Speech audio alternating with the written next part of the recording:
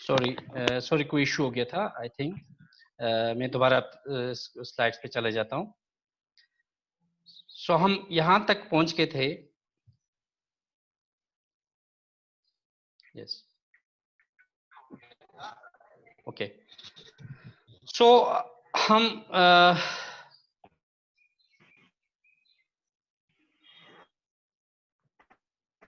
Present value मालूम बात कर रहे थे एन्युइटीज की। तो प्रेजेंट वैल्यू मालूम करने का फार्मूला हमारे पास सिंपल होगा। Present value of annuity is equal to r means equal instalment divided by 1 plus i raise to the power 1 plus second instalment divided by 1 plus i power 2 plus third instalment plus fourth instalment and so on up to n instalment पे चले जाएंगे।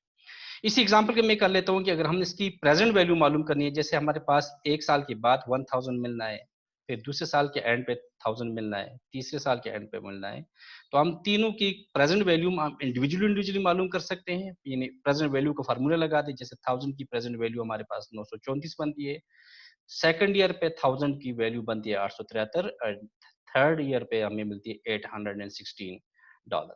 तो इन तीनों को जमा करें तो हमारे पास सम अप करें तो 2624.32 वैल्यू बनती है। This can be done through formula. अगर हम इसको वन बाय वन स्टेप करें तो हमारे पास ये सारी वैल्यूज आ जाती हैं। Present value of ordinary annuity can be viewed as, sorry मैं यहाँ से इस स्लाइड को दोबारा आपके लिए प्ले कर लेता हूँ। तो हम टेबल के जरिए भी हम सिंपली मालूम कर सकते हैं। इसके लिए टेबल नंबर 4 यूज करेंगे।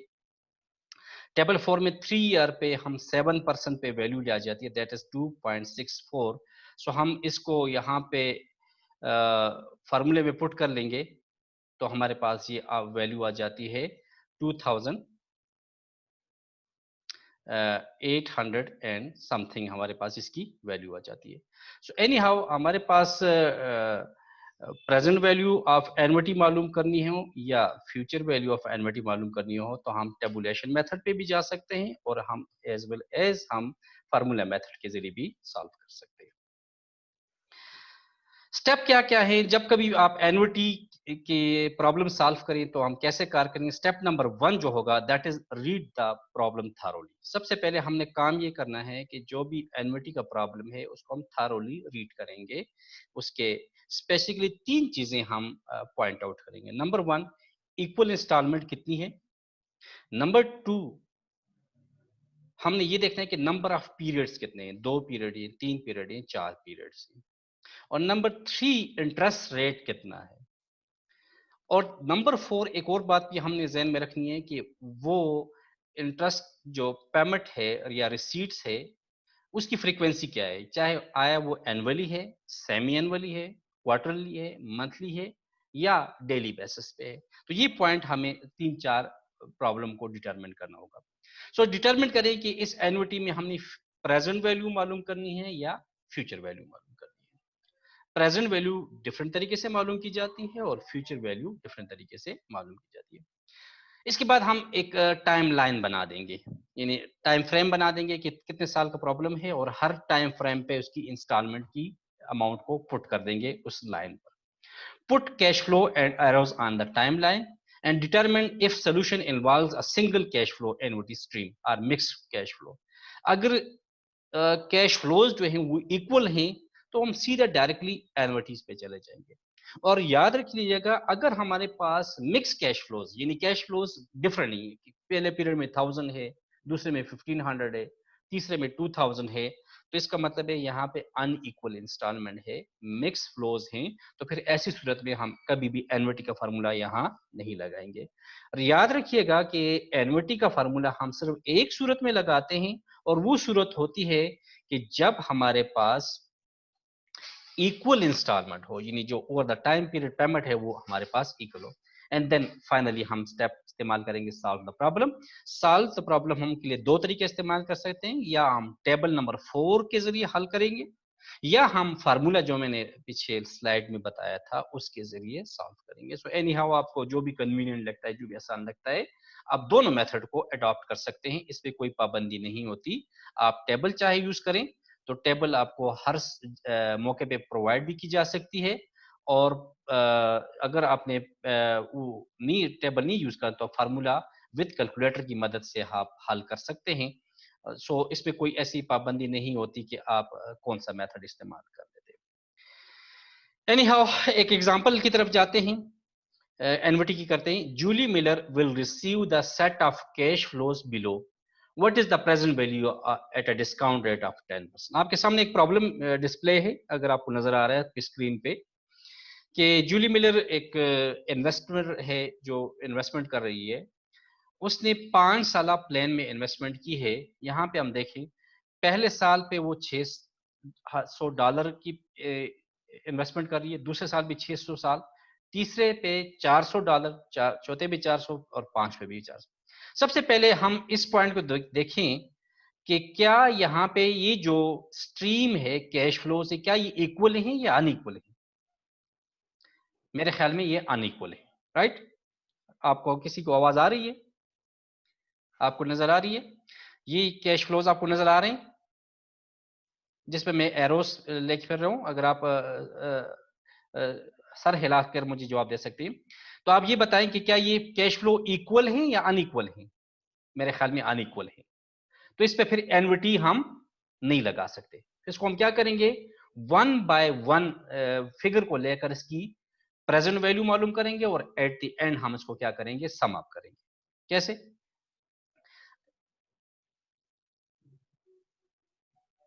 Solve a piece at a time by discounting each period back to time 01.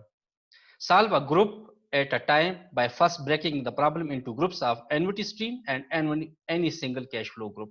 Then discount each group back to time 01. अब देख लीजिएगा कि मैंने यहाँ पे 600 की अलग सी प्रेजेंट वैल्यू मालूम की है, दैट इज 545.45। 600 की हमने प्रेजेंट वैल्यू को फार्मूला पुट कर दिया। आपको प्रेजेंट वैल्यू का फार्मूला बराबर है future value divided by 1 plus discount rate raise to the power time. Time इसके लिए 2 ईयर का इस्तेमाल करेंगे, इसके लिए 3 ईयर, इसके लिए 4 ईयर, इसके लिए 5 ईयर। सो हमने इक्वल अलग अलग की प्रेजेंट वैल्यू मालूम कर ली। फिफ्थ ईयर पे $100 है, इसकी हमने प्रेजेंट वैल्यू मालूम की, that is 62.09। So we add up all these figure, हमने इसको सबको ऐड कर दिया, that is 1677.15। That is the present value of mix cash flow. Remember, मैंने यहां पर एनविटी का फार्मूला नहीं लगाया, वजह कि यहाँ पे जो कैश फ्लोज थे वो अनइक्वल थे।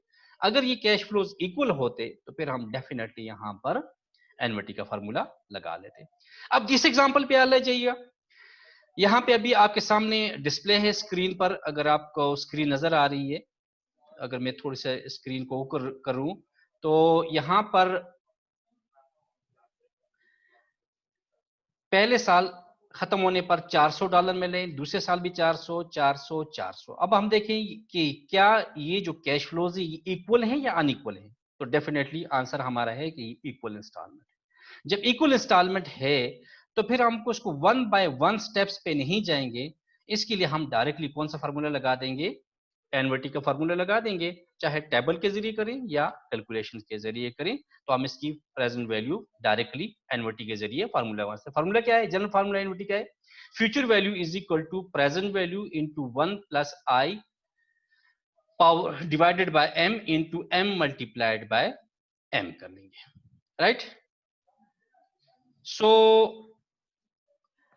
n क्या चीज है, यहां पर n है नंबर ऑफ ईयर्स, m क्या चीज है, compounding periods per year, i annual interest rate है, और future value n by m future value at the end of year n है, and present value pv present value of cash flow today किया।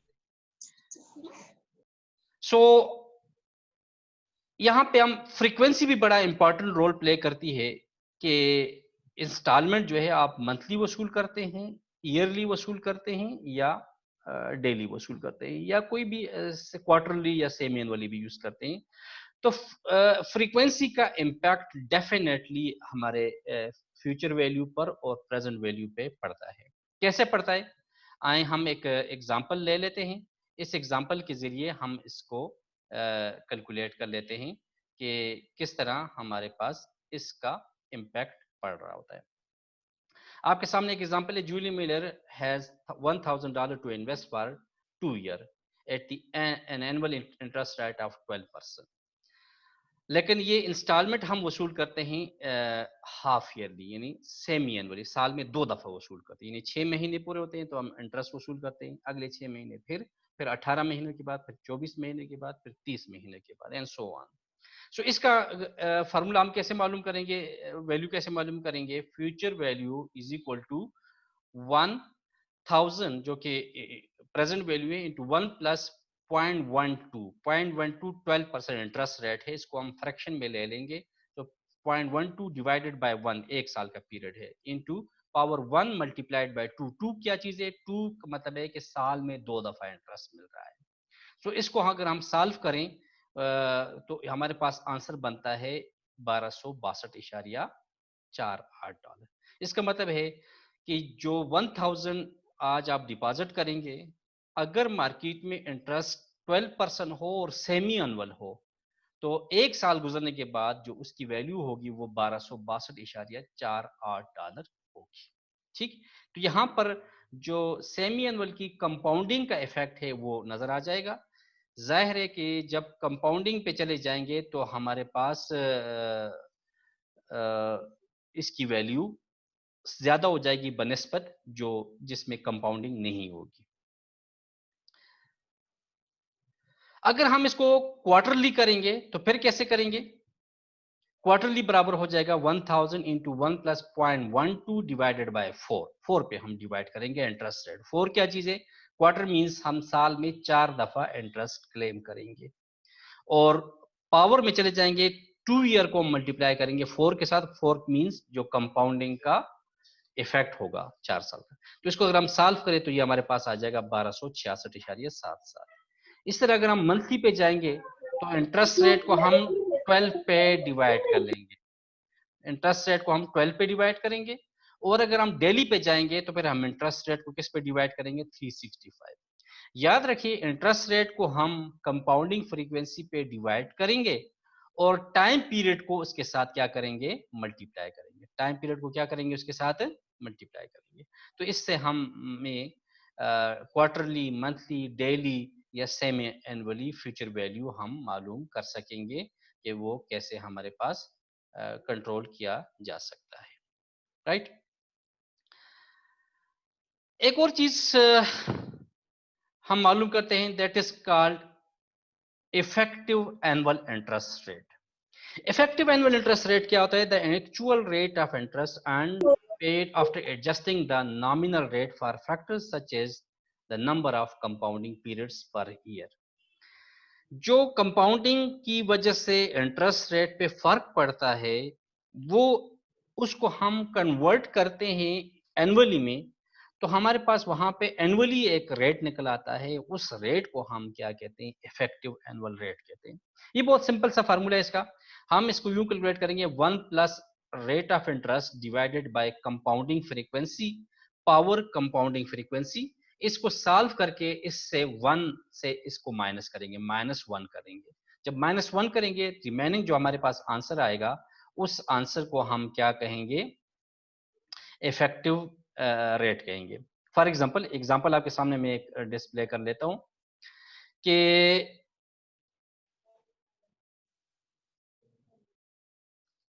जी जी, basket wonder has a $1000 cash deposit at the bank. The is interest rate is 6% compounding quarterly for 1 year. What is the effective annual interest rate? अब हम effective annual interest rate निकाल रहे हैं। 1 plus 6%, 6% यहाँ पर fraction में हम लिख लेंगे, डिवाइडेड बाय 4, पावर 4 कर लेंगे, -1 कर लेंगे। हम इस फ्रैक्शन को सॉल्व करेंगे, यानी पावर 4, तो ये हमारे पास है 1.0614 -1। तो 1.0614 से 1 माइनस कर लेंगे तो हमारे पास आंसर है 0.0614 और 6.14। इसका मतलब है कि क्वार्टरली अगर 6% इंटरेस्ट रेट है, इस बात को समझें कि क्वार्टरली अगर 6% इंटरेस्ट रेट है तो वो एनुअली अगर उसको कन्वर्ट करेंगे तो ये आएगा 6.14।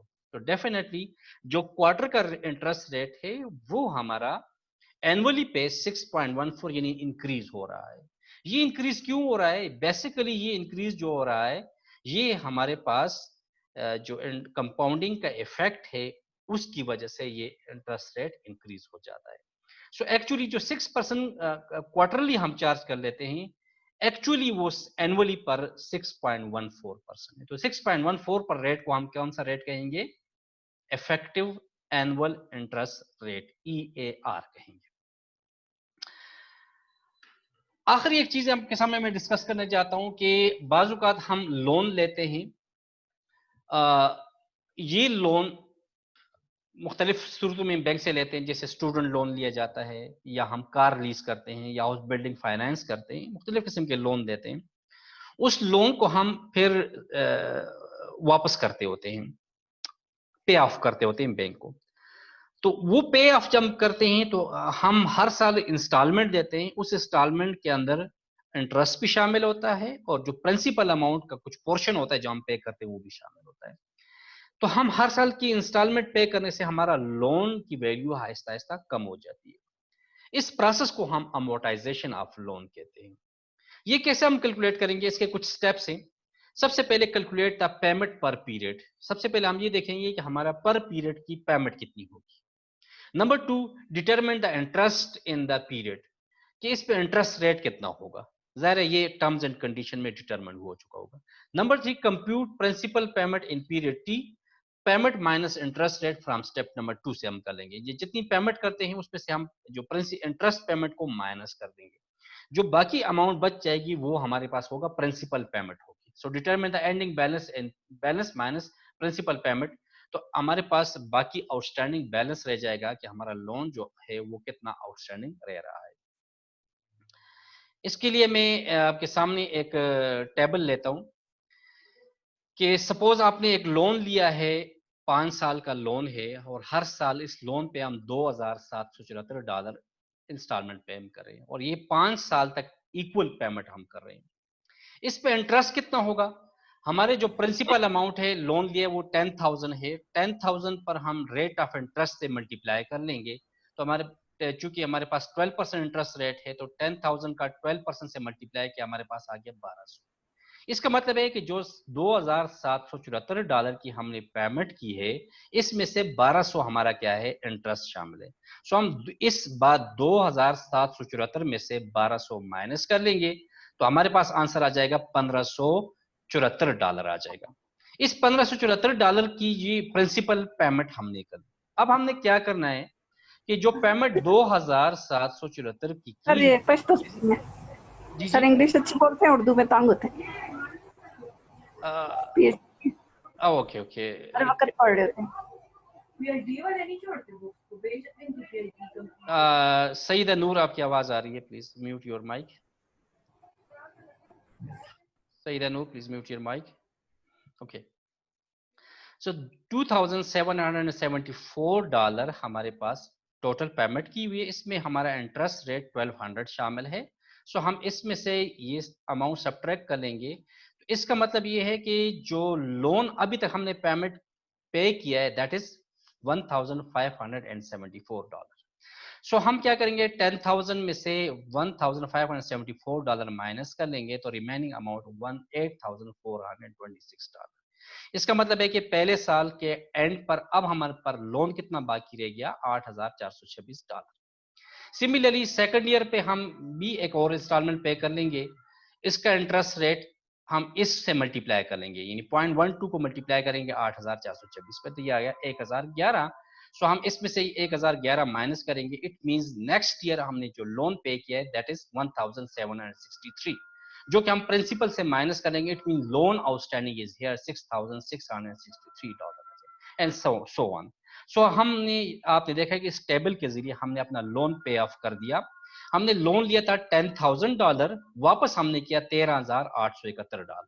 इसमें से $3,871 इंटरेस्ट पे हमने पे कर लिया, और 10,000 हमने क्या पे कर लिया? प्रिंसिपल पे कर लिया। सो हमने टोटल पेमेंट हमने कर ली 13,871। पॉइंट बहुत सिंपल है कि हमने 10,000 का लोन लिया, और 5 साल में हमने वापस कितना किया? $13,871 वापस कर दिया। इसमें इंटरेस्ट हमारा कितना शामिल है? $3,871, और 10,000 हमारा प्रिंसिपल अमाउंट शामिल है। सो जो 3,871 इक्वल इंस्टॉलमेंट पे हमारे 10,000 पे जो इंटरेस्ट हम पे चार्ज हुआ है अंडर दी एन्युटी रूल के तहत। सो ये कुछ बातें तो जो थी जो हमने लोन के हवाले से की। Usefulness of amortisation of loan क्यों करते हैं, डिटरमिन द इंटरेस्ट एक्सपेंसेस। सबसे पहले बैंक सेक्टर में, फाइनेंशियल सेक्टर में अपना इंटरेस्ट एक्सपेंस कैलकुलेट करने के लिए ये इस्तेमाल करते होने। And number 2, calculate the debt outstanding. किसी वक्त बैंक ये मालूम करना चाहती है कि किसी भी कस्टमर का कितना लोन आउटस्टैंडिंग है, तो उसके लिए वो अमोर्टाइजेशन ऑफ लोन का टेबल जो है वो इस्तेमाल करते हैं और ये बड़ा यूजफुल रहता है उसके लिए। Any how, thank you. ये हमारा आज की बातें थी इसके हवाले से, लोन के हवाले से, अमोर्टाइजेशन ऑफ लोन के हवाले, टाइम वैल्यू ऑफ मनी के हवाले से। ये हमारा सेकंड सेशन था। हमारा एक अगला सेशन इंशाल्लाह वो valuation of long term security पे रहेगा। आज कुछ थोड़ी सी डिस्टर्बेंस थी, इंटरनेट थोड़ा सा स्पीड कम होने की वजह से और लाइट ना होने की वजह से ये मोबाइल इंटरनेट इस्तेमाल हो रहा था, जिसकी वजह से डिस्टर्बेंस आ रही थी। आई होप ये वाली डिस्टर्बेंस कल नहीं रहेगी। अगर आपकी तरफ से कोई क्वेश्चन, कोई कंफ्यूजन है तो मैं आपको लाइव ले सकता हूँ और आप आपके सर जी वालेकुम सर, अगर आप यही क्वेश्चन मैथमेटिकली जो करा रहे हैं ये बोर्ड में, व्हाइट बोर्ड पे करा दे तो इंशाल्लाह इस पे करेंगे। पहले हम जो थोड़े बहुत कॉन्सेप्ट हैं वो क्लियर करें, इसके बाद इंशाल्लाह हम न्यूमेरिकल साले सॉल्व करेंगे। जितने भी आपके न्यूमेरिक्स हैं वो मैं सॉल्व करूंगा इंशाल्लाह। व्हाइट बोर्ड पे इस्तेमाल जी, जो एक्सरसाइज में न्यूमेरिकल्स हैं वो सारे जी जी इंशाल्लाह सारे सॉल्व करूंगा, डेफिनेटली सारे। ठीक, और थ्योरी भी जी जी जी डेफिनेटली ये कॉन्सेप्ट्स क्लियर करेंगे और साथ साथ में हम अपने एक्सरसाइज भी सॉल्व करते चलेंगे। ये मेरे में प्लान है, बिल्कुल ऐसे ही हो। जी जी ठीक है सर, क्योंकि स्लाइड के बजाय अगर बोर्ड पे हो जाए तो ज्यादा बेहतर रहेगा। जी जी बिल्कुल रहेगा, यह रहेगा। थोड़ी सी उसके लिए टेक्निकल मसले हैं, वो टेक्निकल इश्यूज सॉल्व हो जाएं तो फिर हम व्हाइट बोर्ड के लिए मुझे अच्छा कैमरे का क्वालिटी का कैमरा चाहिए, क्योंकि वो इस लो क्वालिटी कैमरा से फिर वो विजिबिलिटी नहीं रहेगी, तो इसलिए थोड़ा सा इंतजार कर रहा हूँ मैं इंशाल्लाह। सर जो क्लासेस होंगी तो एंड से पेपर्स बोर्ड के यूनिवर्सिटी पे तो सॉल्व हो जाएंगे। जी जी बिल्कुल, thank you sir. Thank you. और किसी के सवाल कोई? तो ओके, थैंक यू। आज का सेशन यही तक रहेगा, इंशाल्लाह कल हम एक और क्लास के साथ मिलेंगे। ठीक, अस्सलाम वालेकुम, अल्लाह हाफिज।